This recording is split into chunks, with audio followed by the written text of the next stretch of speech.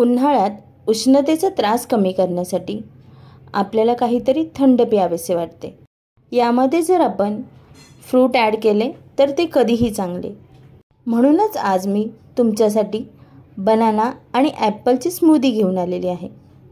इथे मी काजू, काही भिजलेले बदाम, ॲपल, बनाना आणि थोडेसे मध वापरणार आहे।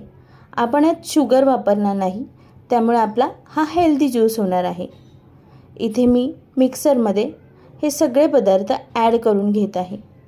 डाएटवाल्यांनाही एखाद्या वेळेचे मील स्किप करायचे असेल तर ही स्मूदी पिल्यास तुम्हाला फुलफिल वाटू शकते। तर हे सगळे आपल्याला मिक्सरमध्ये ॲड करून घ्यायचे आहे आणि यामध्ये ग्लासभर दूध ॲड करायचे आहे आणि हे तुम्ही ब्लेंडरला मस्त फिरवून घेऊ शकता। आपल्या नॉर्मल मिक्सरमध्येही हा मिल्कशेक बनवू शकतो आणि आपला हेल्दी असा मिल्कशेक रेडी झालेला आहे। याला मी सर्व करून घेते।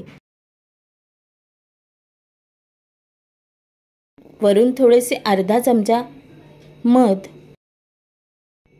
याला गार्निशिंगसाठी मी थोडेसे पिस्त्याचे काप टाकून घेणार आहे। अशाच मस्त आणि हेल्दी टेस्टी रेसिपींसाठी रोहिणी स्पेशल रेसिपीला नक्की सबस्क्राईब करा, लाईक करा, शेअर करा, कमेंट करून आपल्या प्रतिक्रिया कळवा। थँक्यू।